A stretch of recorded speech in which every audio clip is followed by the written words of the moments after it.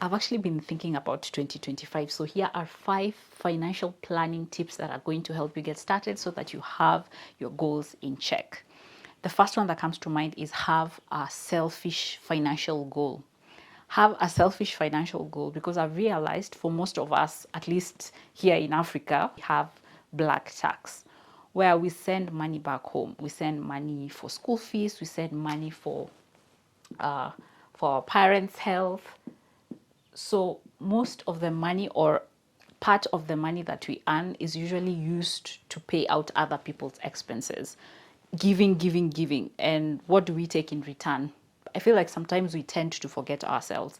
Let's assume that you earn 60,000 Kenyan shillings net. This is your net income, 60,000 Kenyan shillings. You are a bachelor and you're not married, you don't have any kids, but you have 2 brothers in high school. 2 brothers. You're going to find yourself that out of these 60,000 Kenyan shillings that you earn at the end of the month, you're going to be paying, you're going to be dedicating, let's say, 20,000 to your brother.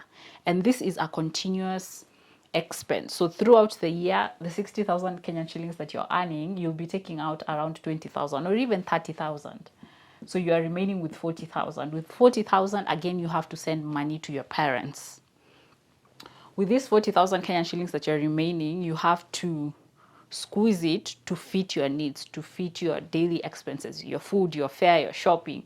You don't even get to save. So the whole point of having a selfish goal in mind is to have something for yourself. Based on my personal experience and the experiences of other people who reach out to me in terms of sending me messages, one thing that has manifested itself is that if you give all the time, black tax starts to feel like a burden. Every single time you're just giving money away until it gets to a point where you ask yourself, what do I have for myself? I have nothing saved up. I have no investments. I can't even buy perfume. This year I was planning to go, to go out with my friends. I was planning to go on a vacation. I was planning to buy probably a plot of land. I was planning to buy that fancy dress.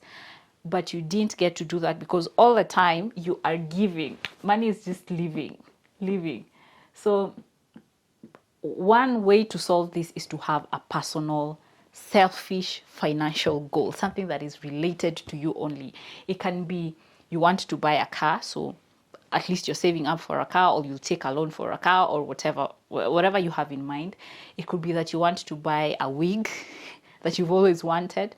It could be that you want to upgrade your phone.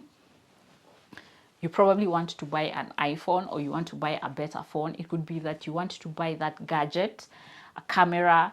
It could be you want to buy a watch, anything that is personal to you. In 2025, have a personal, selfish goal. It's going to help you not feel the burden or get depressed taking care of everybody, that you forget to take care of yourself. So that's what we are going to try to avoid in 2025. The other benefit of having a selfish financial goal is, actually it's just related to what I've said, is that it will allow you not to be resentful, not to have hatred. Because I bet if you earn 60,000 Kenyan shillings, and these 60,000 Kenyan shillings, you even have 2 sources of income. So probably you have 2 jobs. One is paying you around 30K and the other one is paying you 30K, or one is paying you 20K and the other one is paying you 40K. So out of the 60K that you earn, you find yourself, you're working so hard, you're hustling, you don't even have time during the weekends because you're hustling to get this money. And once the money comes in, it's just going out, such that you don't have anything left for yourself. Just have a selfish goal, just have one. I just dare you, such that at the end of the year or in the middle of the year, you're going to have something that you're going to be proud of yourself. In as much as money is living, you have something left for yourself. Just think about this. Like, what is it that you want? What's your heart's desire?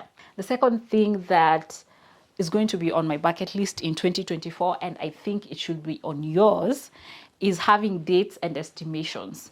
By dates, I mean having a specific date that you save your money. Having a specific date that you're going to be paying your expenses. Like, choose a date. choose a date. If you are employed and you earn your income on 28th of every single month, say on 29th, I'm going to be paying all my expenses, or on the 1st of every single month, I'm going to be paying out all the expenses that can be paid, the fixed expenses. By that, I mean rent. You pay your rent on the 1st, like if you choose a date like on the 1st, you're going to be paying your rent on the 1st of every month. You're going to be paying electricity on the 1st of every month. You're going to be paying for water, any fixed expense that necessarily doesn't have to change. You're going to be paying for the gym membership. You're going to be paying for Netflix, for YouTube, like any other subscription that is fixed. Like have a specific date that you're going to be doing that. And as you do that, that's the day that you're going to be saving your money. That's the day that you're going to be transferring the money to the accounts that you save in or you invest in. If every single month you spend or invest 3,000 Kenyan shillings in shares, it could be that, hey, on the 1st, while I pay my expenses, after I'm done paying my expenses, I'm going to be investing in those shares. On that 1st, I'm going to be sending money. I'm going to be transferring money to my savings account. So have dates.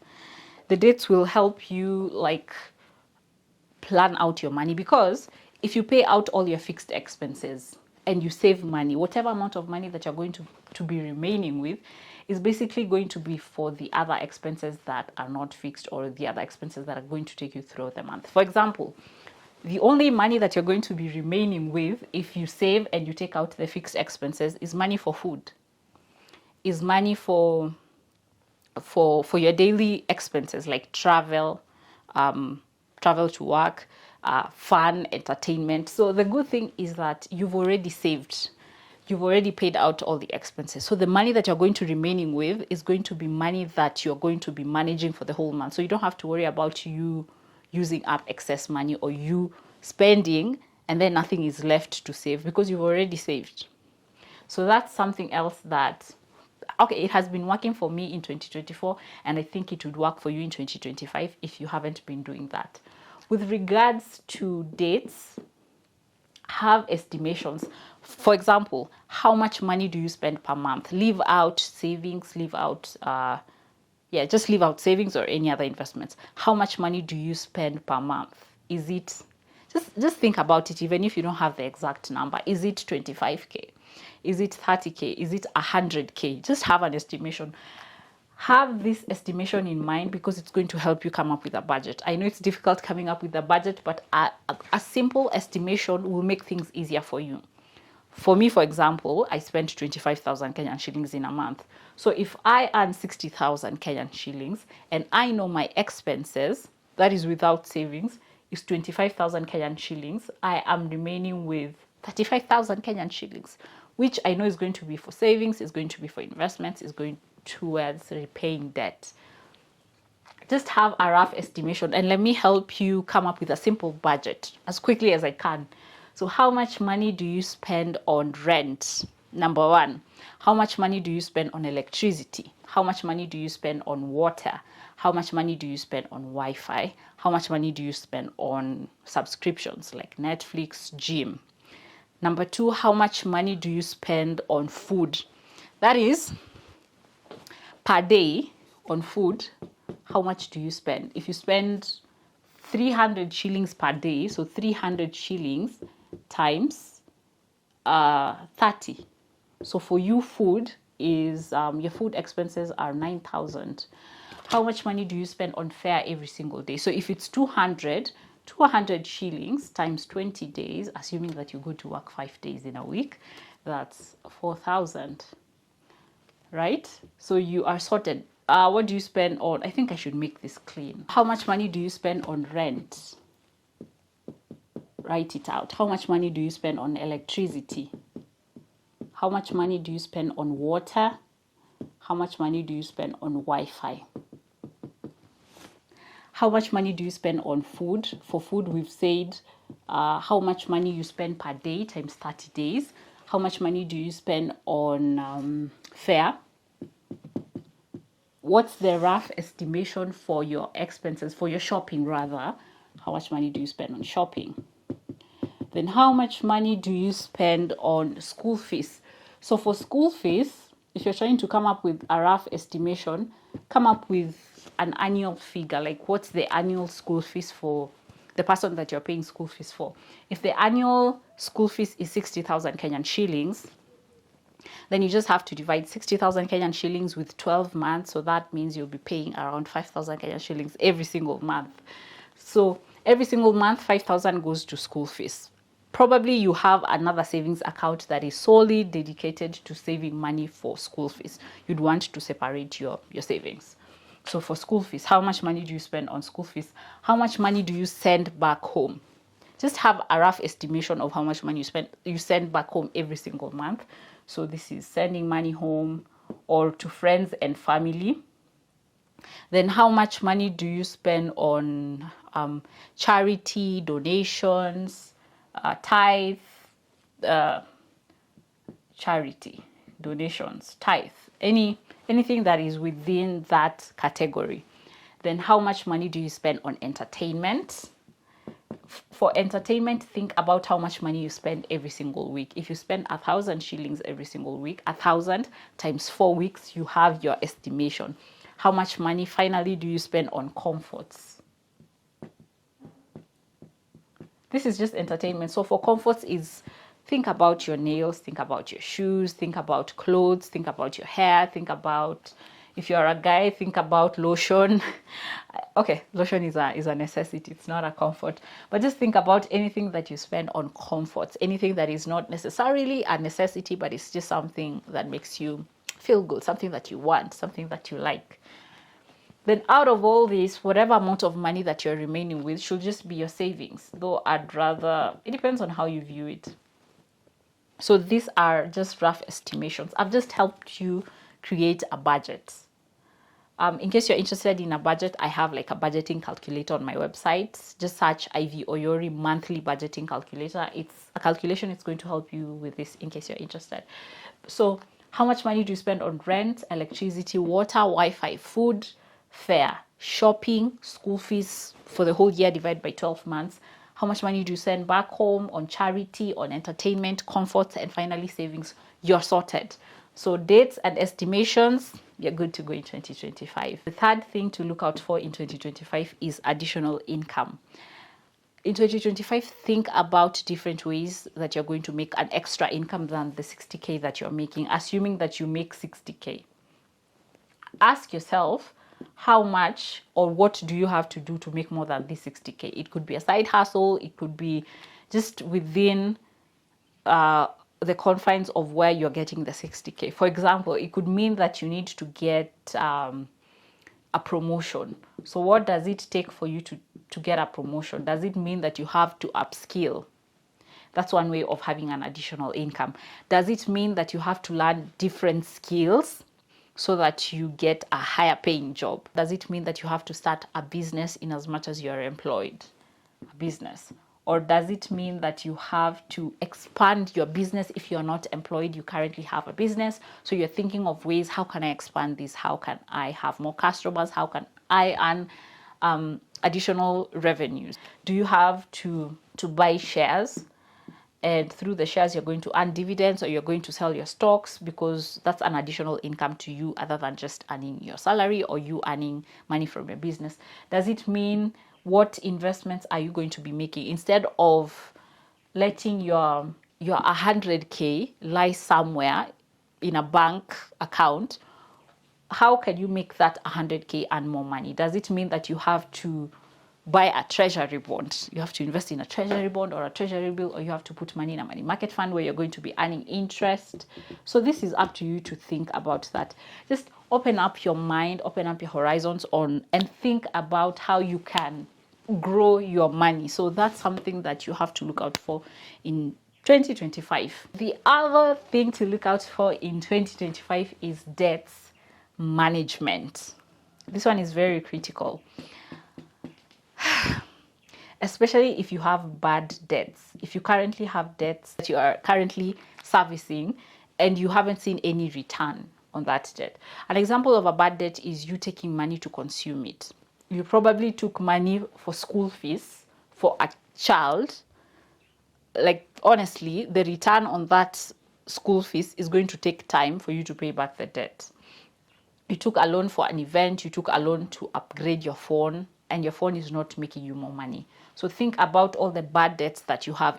I would advise that if you have any bad debts as at now, don't think about getting another one unless you're taking one debt to consolidate all the debts, to pay off all the debts, and you're like, okay, in 2025, no more bad debts. In fact, I'm not going to be taking on any debt until I have finished paying my debts. That could be your strategy in 25.